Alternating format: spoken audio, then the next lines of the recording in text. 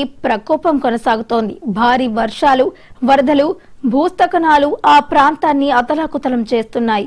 బుధవారం ఉదయం కత్రా సమీపంలో వైష్ణోదేవి యాత్ర మార్గంలో సంభవించిన భారీ భూస్ఖలనంలో 31 మంది యాత్రికులు మృతి చెందగా 23 మంది గాయపడ్డారు. మంగళవారం కూడా ఇదే మార్గంలో జరిగిన మరో భూస్ఖలనంలో 9 మంది ప్రాణాలు కోల్పోయారు.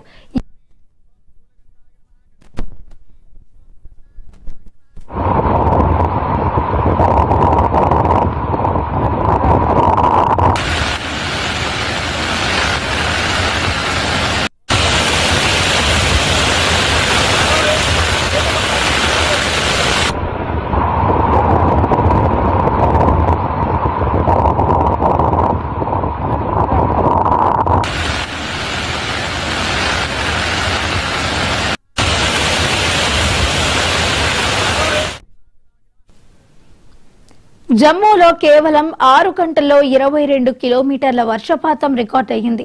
దీనితో నదులు ప్రమాదకర స్థాయిలో ప్రవహిస్తున్నాయి. లోతట్టు ప్రాంతాల నుంచి దాదాపు 3500 మందిని సురక్షిత ప్రాంతాలకు తరలించారు. విద్యుత్, కమ్యూనికేషన్ వ్యవస్థలు పూర్తిగా దెబ్బతిన్నాయి. రైలు సేవలు నిలిచిపోయాయి. అధికారులు సహాయక చర్యలను ముమ్మరం చేశారు.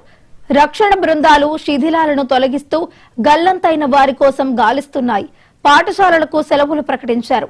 ఈ ప్రకృతి వైపరీత్యం కారణంగా సాధారణ జీవనం స్తంభించిపోయింది.